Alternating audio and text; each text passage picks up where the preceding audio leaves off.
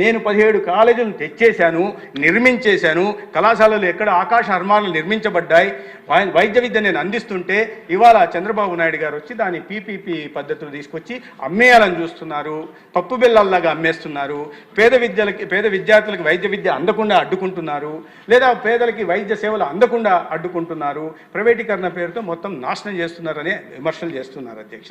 నేను చెప్పిన ప్రకారం వాళ్ళు పెట్టాల్సిన ఖర్చు అది అధ్యక్ష. 1550 కోట్లు ఖర్చు నేను ఎక్కడి నుంచి వచ్చిందో కూడా చెప్పాను. సగటున సంవత్సరానికి 387 కోట్లు మాత్రమే ఖర్చు పెట్టారు అధ్యక్ష. ఒక్కొక్క కాలేజీకి సగటున 22.79 కోట్లు మాత్రం ఖర్చు పెట్టేస్తే 387 కోట్లు సగటున 8,480 కోట్లు ఖర్చు పెట్టాలంటే మీరు రాసుకోండి అధ్యక్ష, 18 సంవత్సరాలు పడుతుంది అధ్యక్ష. 18 సంవత్సరాలు ఇది కాలేజీని ప్రారంభించకుండా, 18 సంవత్సరాలు పేద విద్యార్థులకి వైద్య విద్యను అందించకుండా, వైద్య సేవల్ని చికిత్సలను అందించకుండా ఈయన కోసం వెయిట్ చేయాలని ప్రతిపక్ష నాయకుడు హోదా లేదు కానీ బయట మాట్లాడుతున్నారు అధ్యక్ష.